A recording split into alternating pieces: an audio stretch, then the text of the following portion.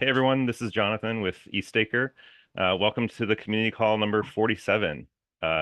We have a excited crew here with Rocket Pool and the community joining the call, and so we're here to launch the Saturn Zero upgrade. So yeah, a great group here that we're looking forward to talking to. And the way we'll run this call is have the team introduce themselves and then talk about kind of the setup for why this is being done and what will be happening here during the scope of this hour.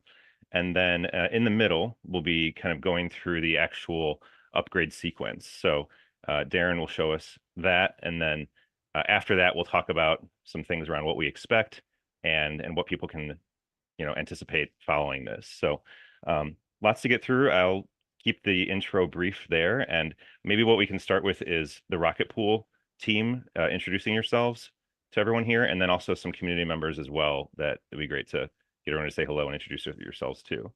If that sounds good, Langers, you want to start? Yeah, sure. So I'm Langers. I'm general manager of the core team. So I've been Rocket Pool since the beginning, and so I've been through a few of these releases now. It is an exciting release, so I'm looking forward to going through it with you guys. I'm not sure how many of the team we're gonna get. Maybe whoever wants to jump in. I've seen also Nick, and I don't know if David's on, but I mean, if people want to just kind of jump in round robin, we can do it that way. All right, I can go next. Hey everyone, it's Nick here, also known as Mad, not to be confused with the other Nick on the Rocket Pool team. So I look after marketing and community, been with Rocket Pool a couple years now, and probably known quite well for doing a shoey on one of these previous calls. I think that was for the Redstone upgrade, if I recall correctly. So yeah, great to be back.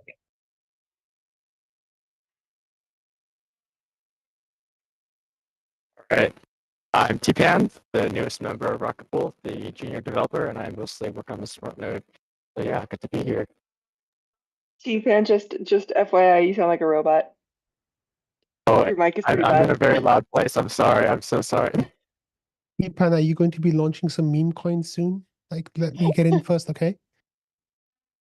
Ooh, it's a great question, Wack. Good question. Maybe I'll let you know in DevCon.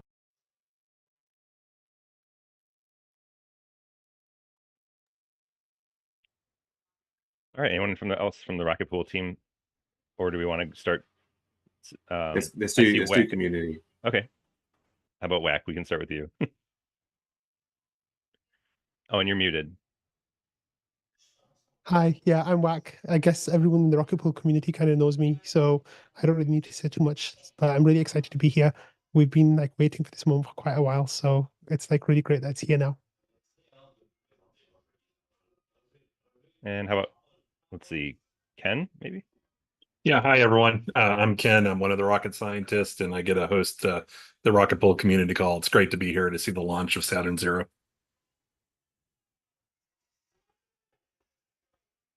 Hey everyone, I'm Jasper, Twitter person extraordinaire, and since Wack won't say it, I will say it for him. Go subscribe to Rocket Fuel, the best source to get your daily Rocket Pool update.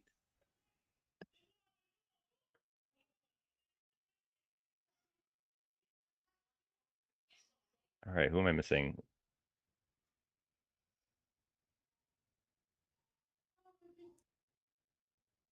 Feel free to jump in if I miss anyone, but I think we're good. Okay. I think that's good. All right. Well, let's go ahead then and jump into just kind of a high level overview. Like what is this upgrade all about? I know there's a lot of anticipation about it. What should people know? What are the big changes? And why are we here? So I might give a very quick high level, but then I'm going to pass it very quickly over to the community guys to talk about. They can probably do it better than I can. But the very high level is that quite a while ago there was a bit of a catalyst within the Rocket Pool community. So Lido CSM was kind of like announced, and that was a bit of a catalyst for us in terms of a realization that we had to compete with Lido, kind of taking like a sideways step into our kind of like zone, I guess. And we wanted to make sure that they didn't get much more share than they already have, which is too much. So that was like a big thing for us. And so this realization that we had to compete more aggressively, I guess, is probably the best way of saying it. And so lots of discussions were kicked off in the community. Following that, there was like a research incubator process that was performed. So the community threw in loads of ideas about how we could improve the Rocketpool protocol and kind of like compete. So all those things kind of like threw into the pot, and then it kind of we stirred the pot and refined it, and out popped the Saturn program. I would say it's like a big program of work to facilitate this kind of competitive edge and scaling, kind of much larger scaling than we've seen before. One of the big issues with it being a decentralized staking protocol is that we're reliant on node operators. We need node operators, and we need them to be able to use their capital to be able to deposit validators, which is unlike a lot of other staking businesses who can just spin up validators at a whim.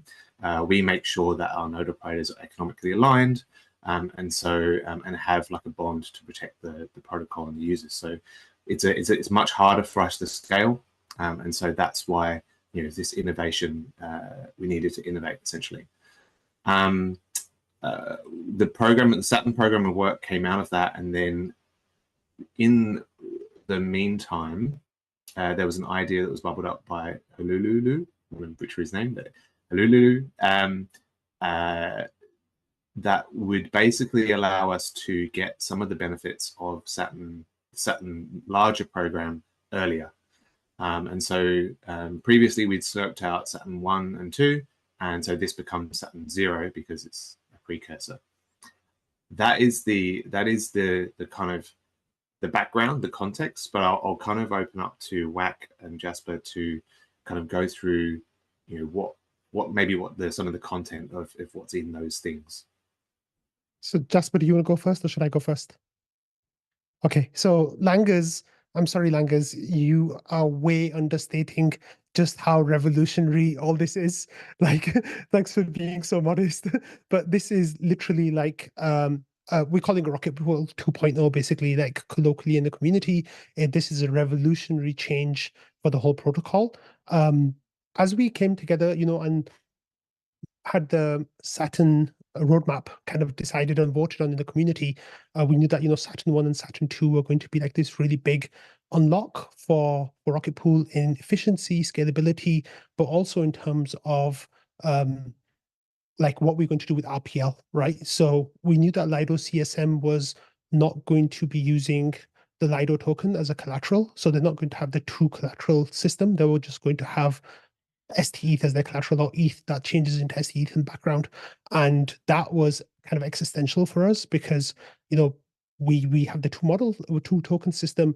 If someone can like undercut that, a lot of ETH stakers are kind of purists. They don't want to hold other tokens. So with the Saturn 1 and 2 roadmap, that was one of the crucial aspects of the change was, how do we survive when we don't use RPL token for staking?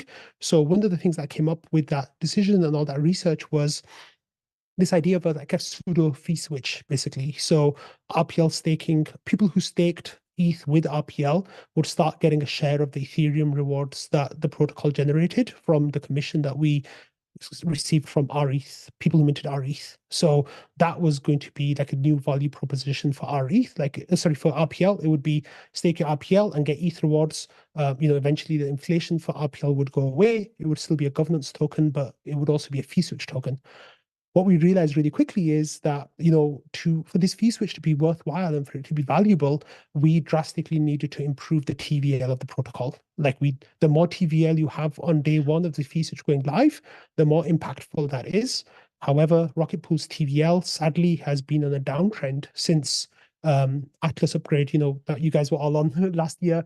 You know, we had a great boom for a few months, but then we realized, you know, pretty much last year that the tokenomics were flawed and that people didn't want to stake with RPL. And that kind of coalesced together into this idea that, hey, if we're not going to be using RPL going forwards, and that is the official roadmap of the protocol now, and we need to boost TVL.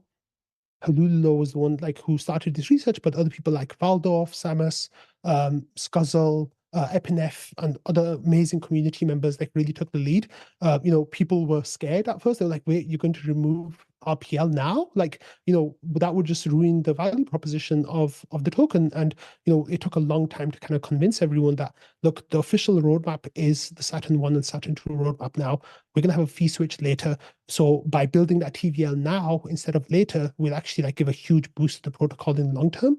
Maybe in the short term, there might be some adverse impacts on the token. You know, we don't know for sure, but this is the best path to take in the long term. So what Saturn 0 is going to do is allow people to stake with Rocket Pool using only ETH. They will not need RPL anymore.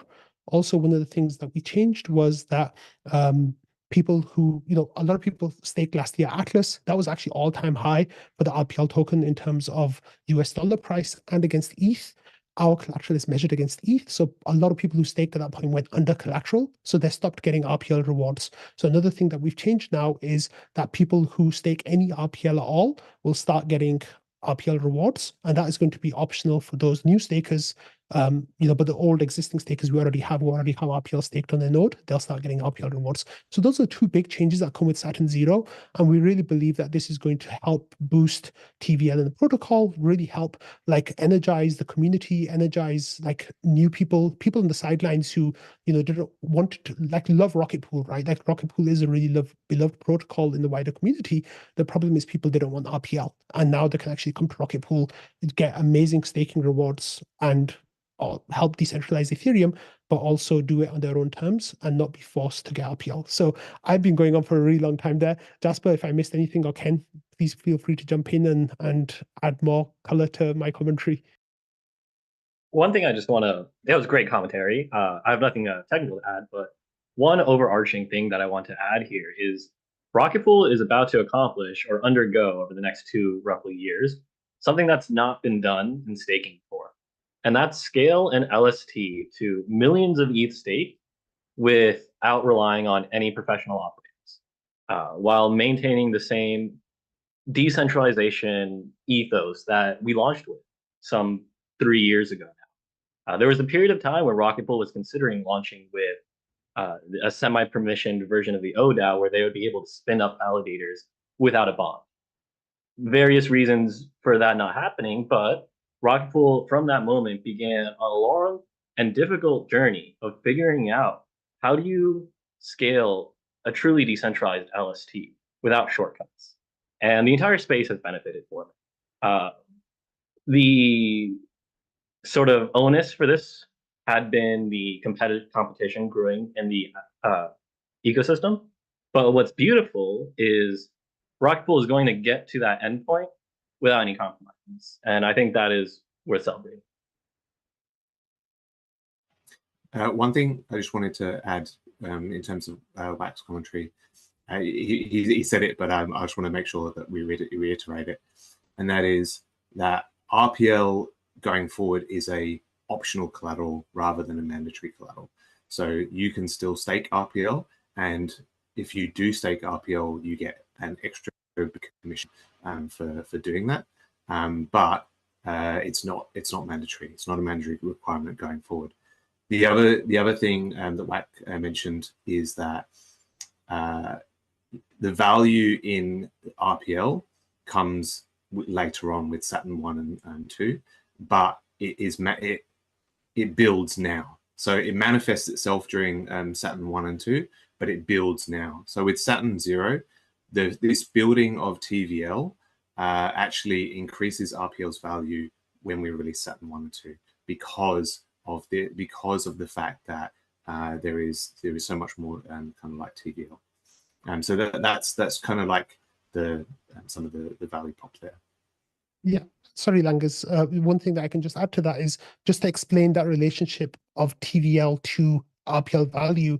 So TVL in Rocket Pool terms, the way that we think about the protocol is that we sell a product, right? And the product that we sell is our ETH. That's our liquid staking token. And people who mint our ETH give 14% commission to the protocol as a cost, basically, of getting their staking rewards. That 14% reward is like the income for the whole protocol. What's going to happen is some percentage of that will be given to RPL stakers, the people who stake RPL with their ETH.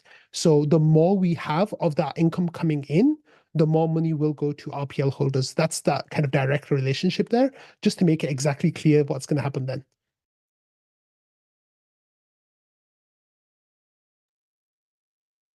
Cool.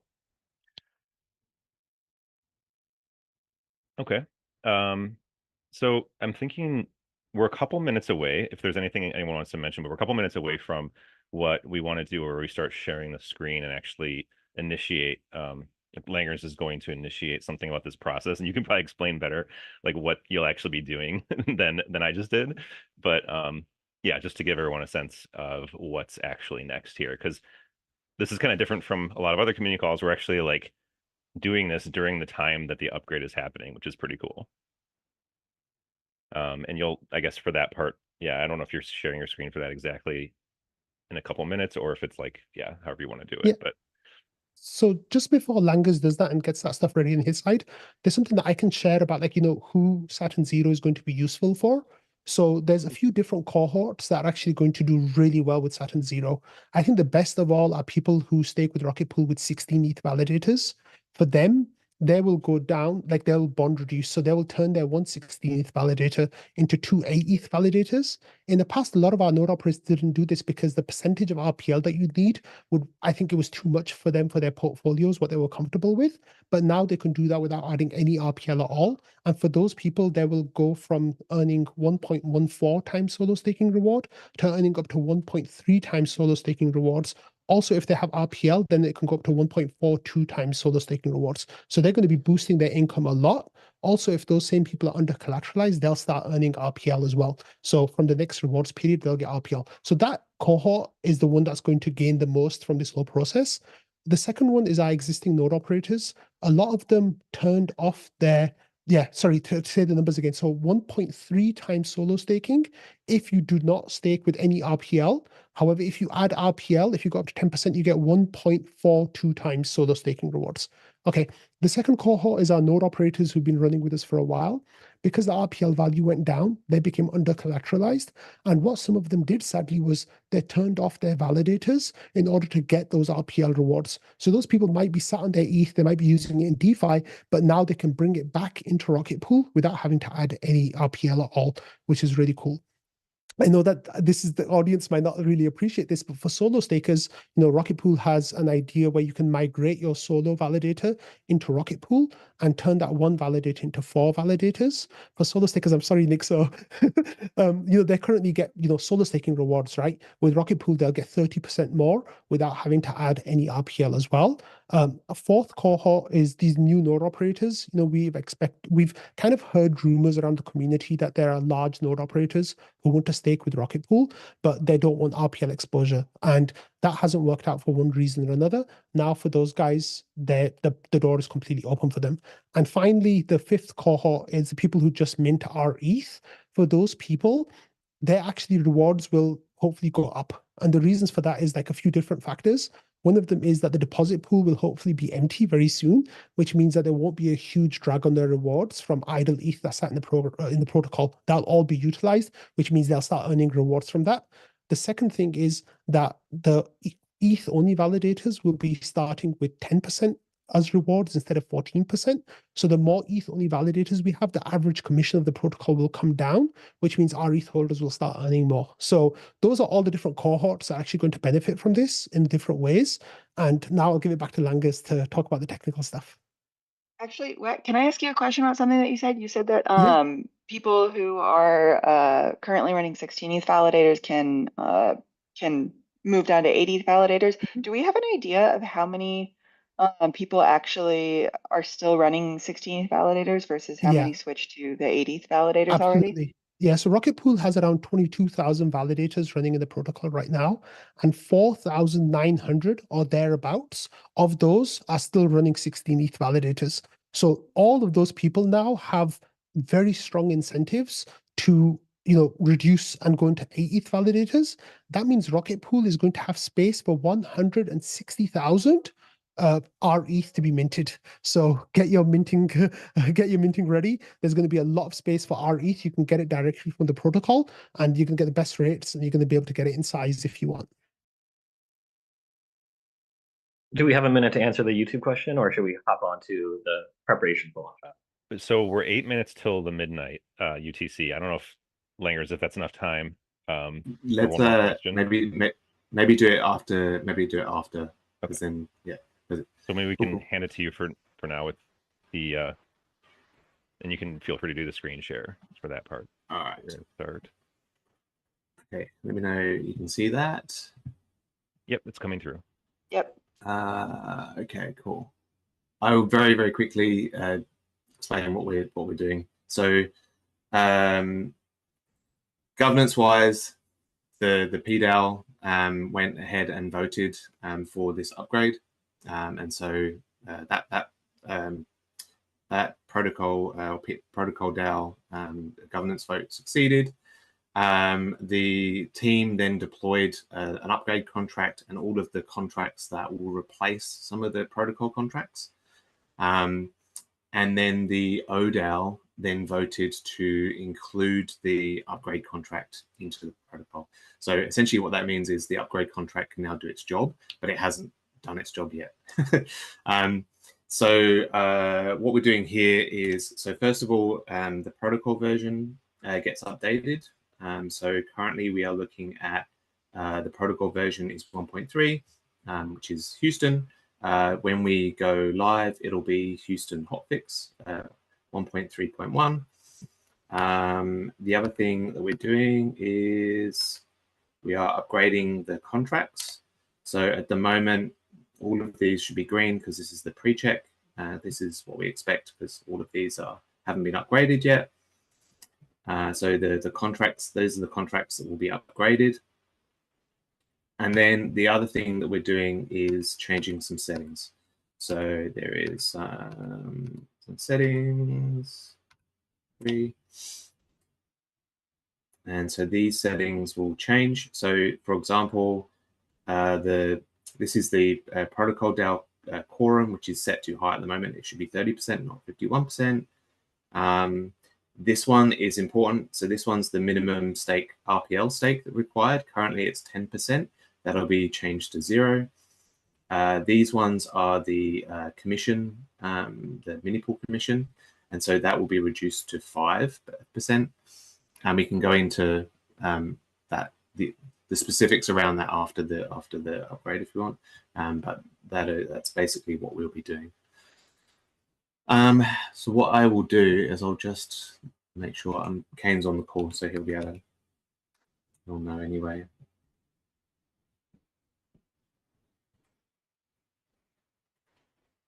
We've still got about 5 minutes, I think, by my clock. But yeah.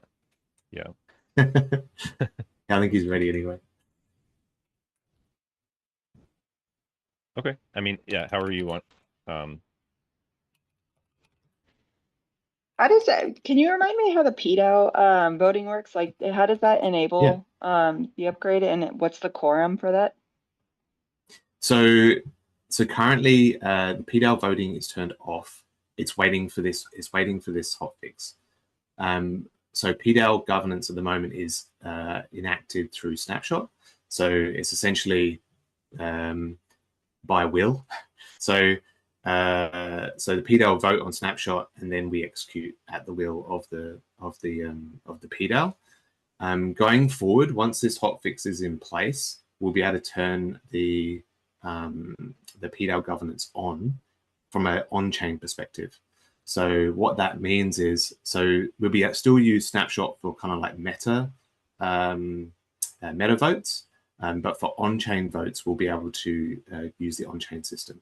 So what that means is the PDAO will be able to change settings and that sort of thing kind of automatically. So automatically, or without us needing to get involved.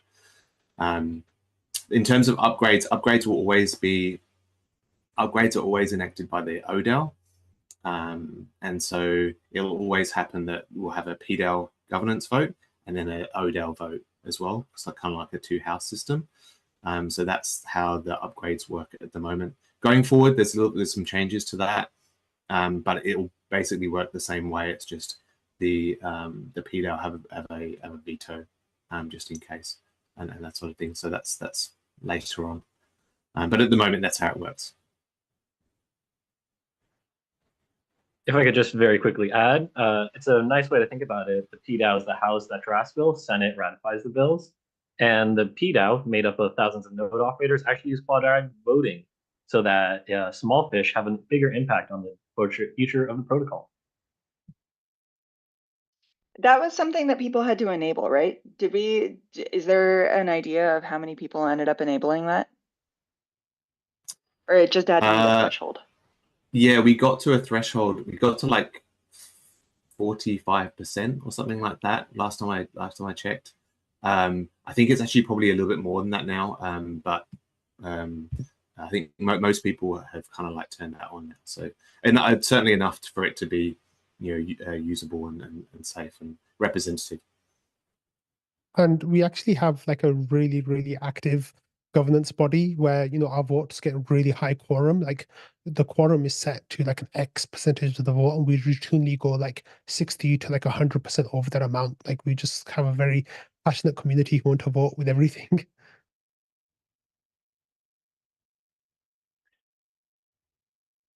So it looks like we're almost at just a minute before this the planned moment. So if there's anything we need to make sure you're doing, make sure you have the time and just the awareness of what minute we're at there.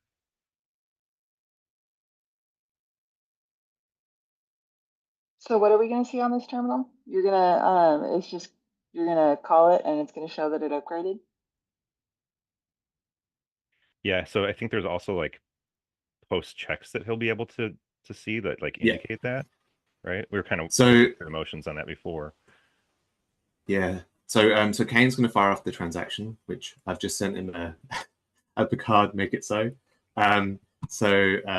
He's going to do that once he comes back with the transactions complete. That's the first transaction. So there's two transactions.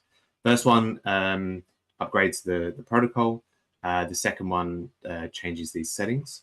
In terms of upgrading the protocol, I should be able to do protocol version, and it'll tell me that the protocol is updated. And then we'll go through, check the contracts, and check the settings. And then when the second transaction kicks in, the settings will get updated as well, and we'll be able to watch those settings that kind of like change. Cool. That's the plan. Awesome. I'm showing I'm at least in my neck of the world, we've hit that 12 UTC moment. So good stuff, and it seems like it's all underway from your end. So woo! All right. We got the events notification. Oh, there was one in Rocket Watch, was it? Or the Yep, it was fast. Okay, awesome. So so the protocol version is updated. So it's now 1.3.1 Houston hotfix. I can now go here and do host, and all the contracts have been upgraded successfully, and I should be able to do what's the settings pre, settings post.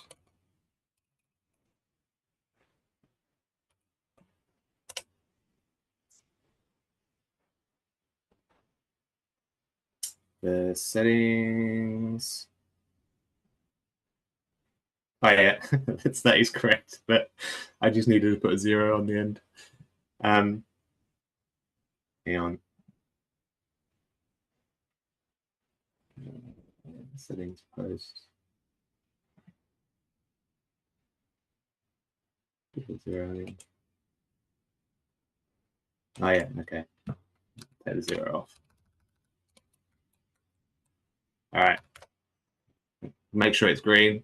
That one's not updated yet. Oh, that's because we haven't set the other one yet. Yeah. Okay. Cool.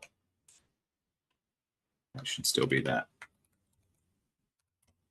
So while you're doing some of that, I guess the question I have is like, is there stuff that people could kind of like be monitoring, or that people are monitoring to see like the difference activity in the way that like mini pools are being created? Or I just know that like there's kind of like a before and after kind of framework. Obviously, it's pretty significant. And that's you're doing a lot of these kind of like things right here. I'm just also wondering, what are the things people are looking at out, in broader so ways? a big thing will be in so within our Discord there's an events channel where there's a bot that operates called Rocket Watch, and shout out to Invis for maintaining that. And so Rocket Watch will actually kind of spit out events based on when people create mini pools and that sort of thing. So that's kind of like the key area where we watch activity with the protocol. So that's definitely that. We will do kind of like overall monitoring, like how many of the mini pools are actually being created at 5% as well. So they're more kind of like snapshot reviews. There is Rocket Scan. I'm not sure whether Rocket Scans are upgraded for issues for Saturn 0, but there is Rocket Scan as well, which is like basically an explorer for Rocket Pool, and that kind of shows you how many kind of like mini pools there are and what their commission rates are, and that sort of thing as well, and how much stake the each node operator has, and that sort of thing. Okay, so this one's here, and then so they will be changed very soon.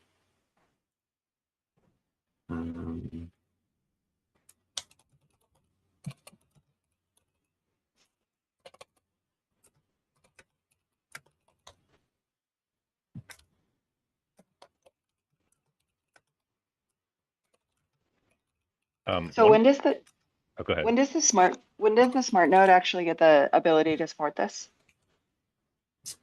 Now, so it already supports it. Yeah. So, Okay, so people can bond sorry. reduce right now. Yes. Yeah. Oh no, sorry. Wait. Yeah, you need once the once settings have been changed, then you can do it. Right. Do we have an estimated timeline on when those settings will be changed? Yeah, like 5 minutes. That's a great question. I've just asked Kane. I think everybody in trading was asking that same question right. as they're trying to launch their mini pools. When setting change? And he's waiting for me. So right.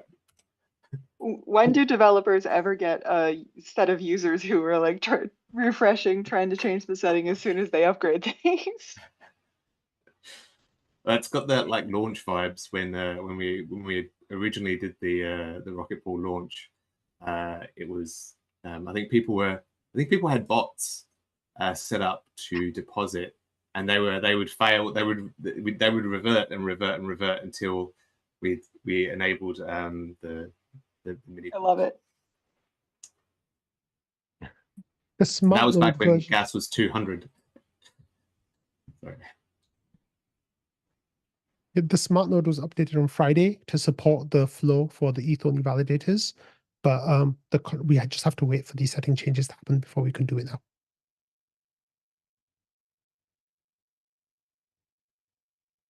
Cool. And I guess along those lines, I mean, a question I had is just kind of like, all the documentation. I've seen a lot of things on the Rocket Pool site updating and all of that, like to talk about this, right? As far as like how this is going to work and all that. So as far as, if someone's totally new and wanting to go and launch something in these new ways, it's all set and ready for them to use that documentation? Like, is that, it seems like that would be the case.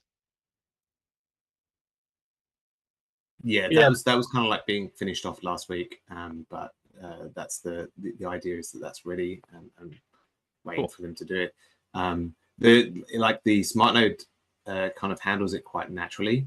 So so from from the smart node perspective, you just don't need to provide RPL to deposit mini pools. It doesn't really care anymore, and so that's because it's taking the word of the contract. And so that kind of plays out quite well. There's not really like any extra processes necessarily. It's just the fact that you don't need to provide RPO if you don't want to. There are like explainers and that sort of thing. So it is important to kind of like understand what you're getting yourself into. So there are some explainers that the community have put out as well. So we can definitely provide some links for you guys to kind of like disseminate that. Cool. Okay. So I think then it seems like the different like post checks have been done. It looks like all those things are green. So that's kind of the indicator, right? That you were looking for. I think we got one more. We got one more to do. Okay. And that's the post, which is basically so these settings here need to change. Currently they're green because they're as expected, but when I once the transaction's gone through, these will change to 5%, these ones, and this one will change to 0. And so that I'm just waiting for.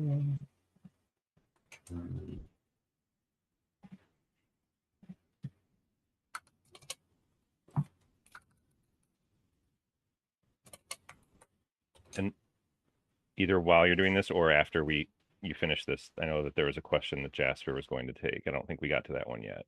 Yeah, happy to take that now. So the question was asking, what's going to be the future of the RE commission? And they were asking about some specific numbers, but I think it's actually important with the coming Saturn 1 upgrade to move away from these strict notions of commission. The reason for that is Saturn 1 is a proper total re-architecting of Rocket Pool.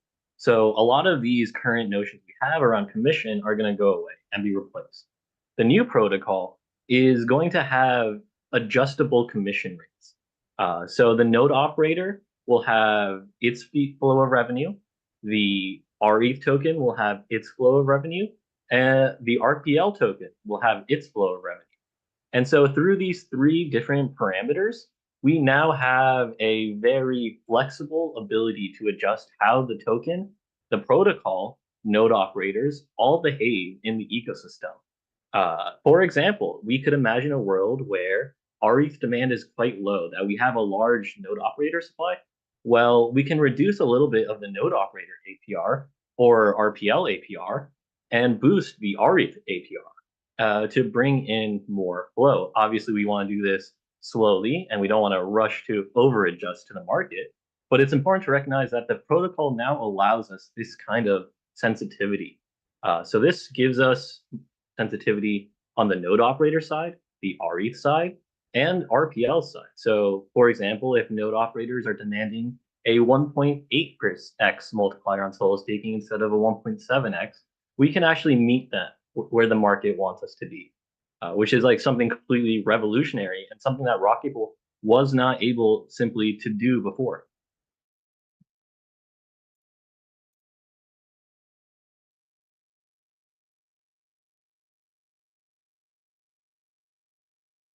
Cool. All right. Thanks for the explanation. So, Langers, on this view, is there something we're still waiting for here, or is there any update from what you last showed there?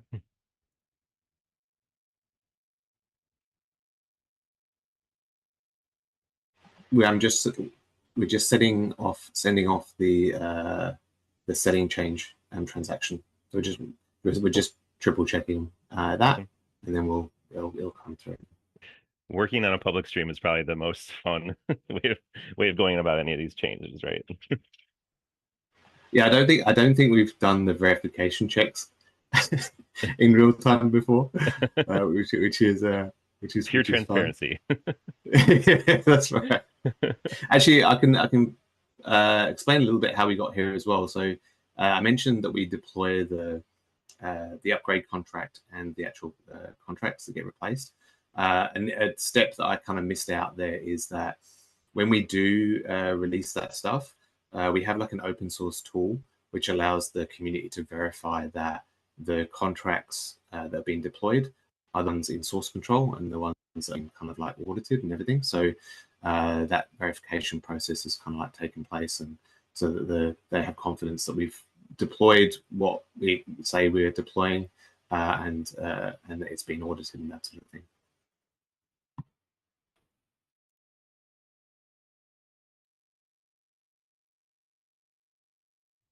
Okay, well, so for the second half, I guess we're like well into the second half actually of the hour.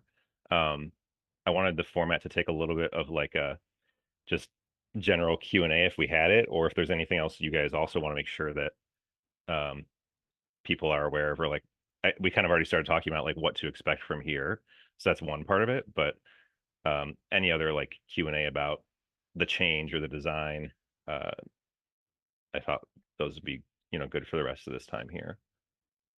I'd like to give a quick shout out to a launch that happened just recently that is in the Rocket Pool ecosystem, and that relates to NodeSet. So while Rocket Pool is very excited for Saturn Zero today, they're also coming off the high of NodeSet having a very successful launch by all measures. They now have, I believe, 130 node operators operating 4,500 ETH, very distributed between them all. So their HHI, Gini coefficient are incredible. And this launch of, NodeSet's Constellation is like a layer 2 on top of Rocket Pool. They are able to take in essentially unbounded amounts of ETH and RPL, and they launch mini pools between their network. They have the LST. Oh, we're getting a word from Ken. Do you want to give us news? Yeah, I'm watching the trading channel live stream here, and yeah, the changes have been made. I don't know, Langers, if you want to show us that. And I see here we already have our first mini pool and both a bond reduction from 16 ETH to 8 ETH without any additional RPL token needed. Yeah, I verified that as well. So the changes have been applied. So 0 RPL and 5% commission. So yeah, that's good, and that was fast. People have obviously been waiting. Yeah, just to wrap up, XRPL, XRETH. XRETH is the new LST. You get full solo staker yield backed by all 100+ node operators. Go check them out. You can look them up on Gravita's front end. And if you mint now and hold for the next 6 months, you will get a boosted APR from their Delete the Deposit Pool campaign.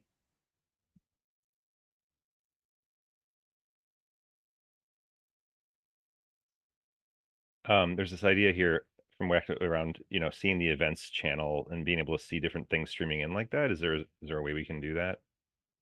Show that? Yeah, just working on. And it's just in the Rocket Pool Discord, right? Is that where if someone would want to go and look on their own? Yes, it's under the events. Yeah. Okay, so loads of bond reductions. Okay, cool. So 1 second.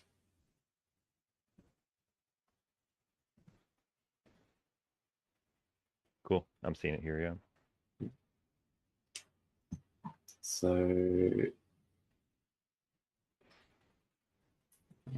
try and go back to the beginning. So what is it we're kind of seeing here? Like different types of reductions and pools created, right? Yes. So I'll try and go back to the beginning. Here we go. So Houston hotfix upgrade complete. So that's done.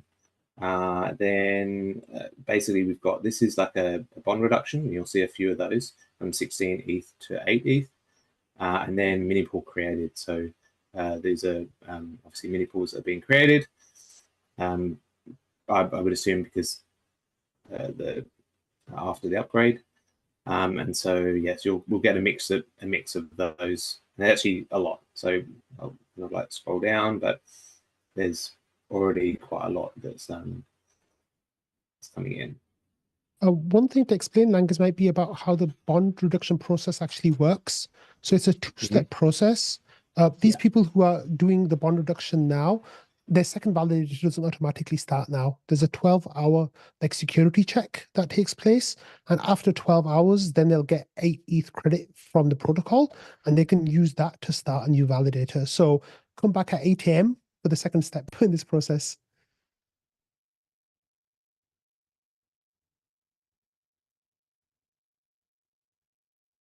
We should say as well, actually, what the other thing that's kind of like shown on here is the deposit pool size. So the current deposit pool size is 25,000. So last week before NodeSet launched, it was closer. It was above 40, I believe. NodeSet launched, and it's been coming down very, very quickly because of their launch, and we will see that come down extremely quickly now. So I should say the deposit pool is essentially ETH waiting to be staked. So it's kind of like non-productive ETH that is waiting for node operators to actually spin up minipools and validators and be matched with their collateral. So we've been full for a long time. And when I say full, it means whenever we have a deposit pool larger than 18,000 ETH, we don't accept ETH deposits for liquid stakers. So essentially, it means that people have to get it from the secondary market rather than get it via the protocol itself. We have such a huge demand for RETH that we have been full for quite a while. So this, both NodeSet and Saturn 0 will essentially delete our deposit pool eventually. Within there are bets on how long that will take, but very, very soon it will start eating into that deposit pool, and means that we can actually process RETH deposits directly from the protocol again. This is all part of that scaling kind of like thing. It means that we can actually start kind of providing it from the protocol, which is fantastic news.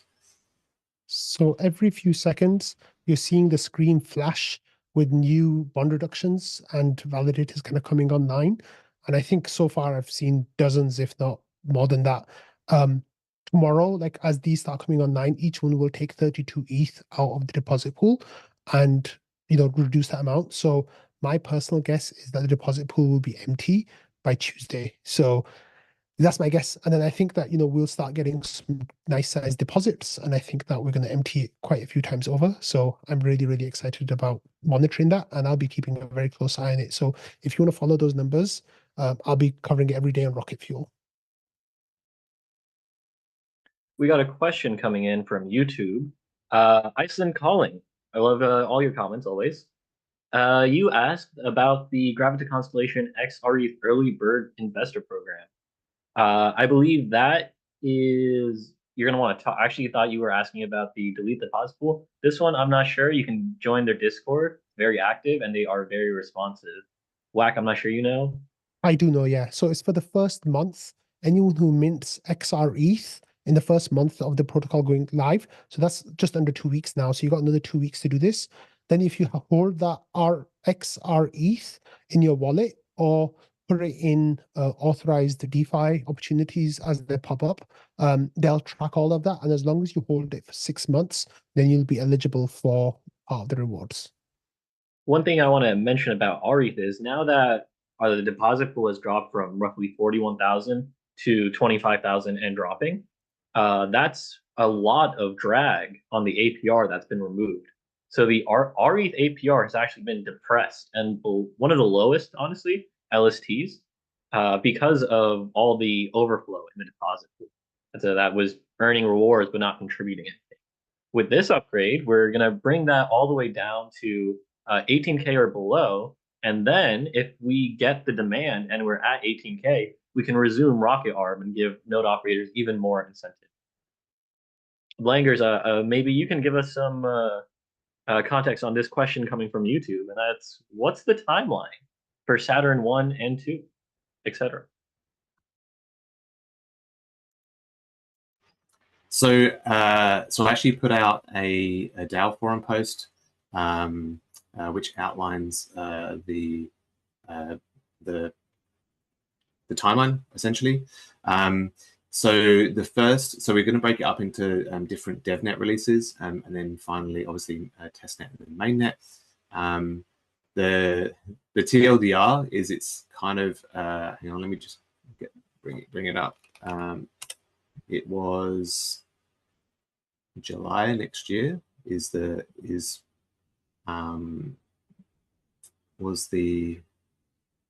timeline, was when we're going to be releasing, but the first DevNet will be like January next year. So the first, July next year is the kind of estimated delivery date for Saturn 1. Saturn 2 comes a little bit after. We need to kind of like do a bit of scoping on that to see how long after that. But Saturn 1 will be around July next year. Again, it's an estimate rather than a promise, but that's what we're targeting. But the first DevNet will be January next year, and that will include kind of like megapools, which if you definitely read up on what's coming, but megapools and depositing into megapools and that sort of thing. So that will be the first kind of element that we'll be releasing. So for people to kind of like test out and try out. Then there's another one in March, then another one in April, another one in May, another one in June. Oh, sorry, testnet in June, and then July mainnet.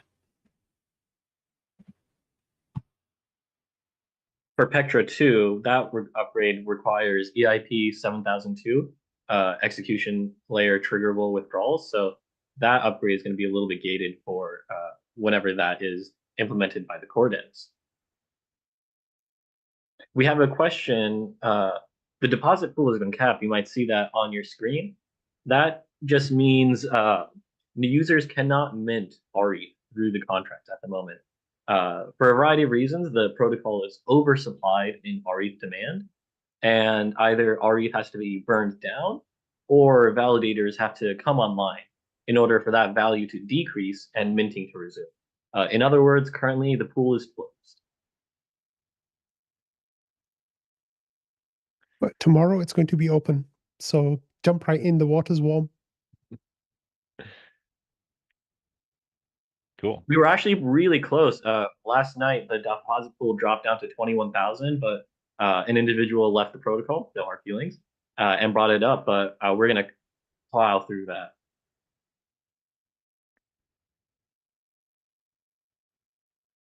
So if, yeah, this is cool. It's interesting to see it all kind of like flowing through live. This is the events channel here that we're watching. So, so like clearly people have been like waiting. It was like the gates opened and now here it's all going through. Like, is there a call to action from mini pool operators? Like, it seems like if you don't do anything, you are just missing out on the new framework opportunity, right? Yeah, exactly. It's one of the things that's maybe a little confusing to explain, because people will hear that the node commission now is set at 10%. And folks that might have joined with a 16 ETH mini pool might have had, upwards, most people could have been 15% or even higher, up to 20%. But the way it works out, just doing the maths, is because you're making perhaps a smaller commission, but you're making it on a larger fraction of borrowed ETH, you actually get greater returns. So it's actually cost advantage for any existing node operator, especially if they have 16 ETH. mini pools to actually convert them over to the 8 ETH mini pools to do this bond reduction. That's what you're seeing a lot of these transactions be. Yeah. It's also very advantage for somebody who has ETH and they know how to be a node operator. They could earn that additional kind of leverage or commission on it without having to take on a secondary exposure to the protocol's token RPL. So this really makes it kind of leverage staking at no additional token exposure.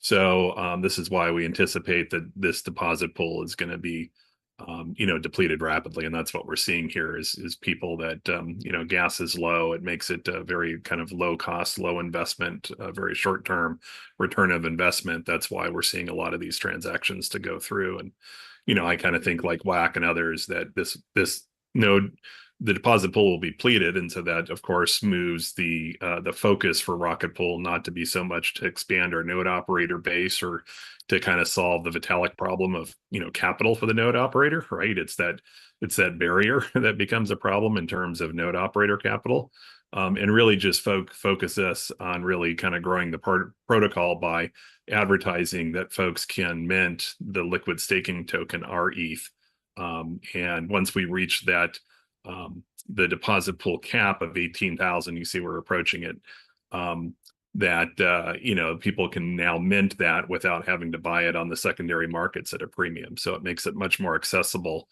for individuals that want to take to hold the liquid staking token RETH.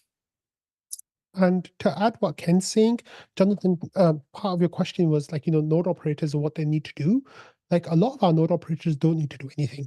Like if they are running 8 ETH validators already, they don't need to do anything. Sadly, a lot of our 8 ETH validator node operators were under collateral, so they will automatically start getting RPL rewards from next month. They don't need to do anything for that. So those guys, they can just enjoy their RPL rewards. They can start claiming them again, every month or whenever they want from like 3.5 weeks time, and just enjoy it. Like enjoy the protocol growing again. Enjoy the protocol like having like excitement in the community again. It's a really, really great time to be in the Rocket Pool community right now, because I think, for a long time, people were kind of losing hope, like with the protocol not growing, actually like contracting and getting smaller, like losing TVL. But now, with this, we're giving ourselves the best chance to grow, expand, thrive. And I think that that's kind of like an infectious feeling that's coming through the community. And it helps that a lot of our node operators are going to start getting money again. So I'm sure that's a nice positive feeling for them. Sweet. Yeah, and like to your point, it'll be interesting to see over the next couple of days like how that looks. So we'll be tuning into the podcast, WAC. Yeah, enjoy. My excitement has been like beaming for these last 2 weeks since Constellation went live. I've just been like on such a high in the show, and like I don't know what I'm going to be sounding like tomorrow, but I think the way things are looking right now, I think I'm going to be very, very happy come tomorrow, like 12 hours from now when I get down and start getting everything ready to record. It's going to be really good. All right.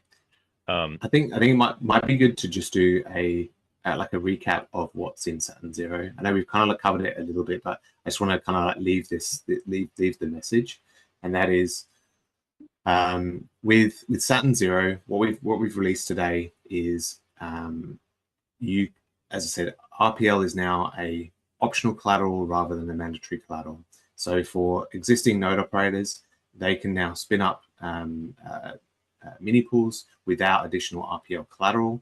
They still need ETH collateral, but they don't need additional RPL collateral. For existing node operators, they can bond reduce and without the additional RPL collateral again.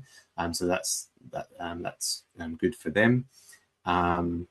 As WAC said, for existing node operators who are under the kind of like RPL reward cliff, technically it's when the V10 spec is released, which should be in a few weeks' time, and so but they will start getting RPL rewards under that cliff.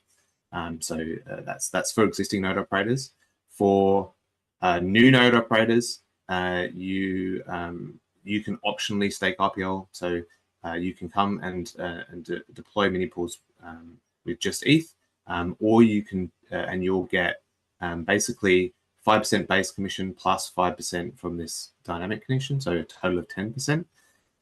Once the V10 reward spec has been released, so you'll basically get 10% commission.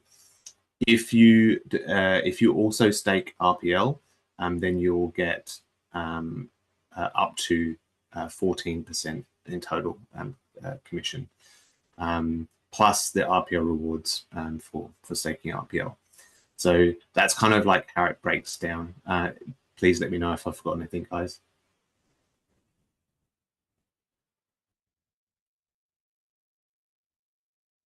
Cool. Well, thanks for that explanation. And this has been interesting to watch and learn kind of how this goes through. So I appreciate the time everyone, brought here. And there is one more thing we want to mention, which is this wouldn't be complete without a POAP. For those into collecting POAPs and proving that you were here at this moment. So Remy, I don't know if you have the slide showing. Yeah, it's on. Okay, perfect. So this process should be pretty familiar, but it's you have to send 0.001 ETH to poap.ethstaker.eth, just as the slide says, and it can work on any of the mainnet, Arbitrum base, or Optimism networks. Just make sure you get it in before October 30th, 11:59 Eastern. So yeah, pretty cool looking POAP there for commemorating this call. The address is it's this EthStaker.eth, but it's poap.ethstaker.eth. So make sure you get that all of that string on there. And once you do that, it's actually using the airship POAP airship process. So it's like you send it to that address and it'll just appear in your POAP list as soon as it confirms. So and how much was it? One more time? Yeah, 0.001 ETH. Yep. And I've had this too when I collect these. This address, it's helpful to have that there so you can see it, because it resolves to that. But it's always nice to confirm, right, when you're doing something like that. So cool. So yeah, go get your POAP and enjoy the Rocket Pool upgrade. And thanks again to the whole crew. It was really great taking this time with you all and discussing all the questions and getting the overview, and really appreciate it. And also maybe one more thing I'll mention is that we always like to plug that just in a few weeks now is DevCon. And actually Rocket Pool is going to be speaking at one of the events that EthStaker is putting on for this home operator staking hub. So there's a whole bunch of community hubs with DevCon, and EthStaker is helping coordinate one around home operator staking. And so, yeah, on the third day of DevCon in the morning on November 14th is when Rocket Pool's going to be doing their mini workshop. And so come along for that to meet the team and listen to what you can also bring your own SSH connection to a testnet node, or bring a Nook, and there's going to be a special POAP there for that, which will be make you eligible for a raffle. So yeah, we're trying to like sweeten the deal and make it exciting, and everyone loves to get a POAP. So let's see how many we get and who gets those raffles for it's going to be raffling off Grid Plus Lattice devices. So yeah, pretty cool. That's a $400 value. Yeah. You just have to bring a testnet connection or a Nook, or a Nook-like device. It doesn't actually have to be that, but that'll get you that POAP, and then you're in the raffle. So and then also the impact space. So yeah, DevCon's going to be cool. Hopefully a lot of people can make it. I saw some numbers out there. So we'll see you all there. And that's it, I think. Thanks to the Rocket Pool team. If I could very quickly, I want to give a huge shout out. There's something that's unique in the sphere, and that's when core teams actually collaborate with their communities to build upgrades together. Oftentimes you have very top-down, just handed-down upgrades. That's not the case in Rocket Pool. Huge, massive kudos for a proper, actually decentralized, difficult, because decentralized systems governance sucks, but it's produced something beautiful that I don't think could have been thought of by just a community or just a team. It's truly a coming together moment. And I think it sets us off so well for the future. So much love to everyone around.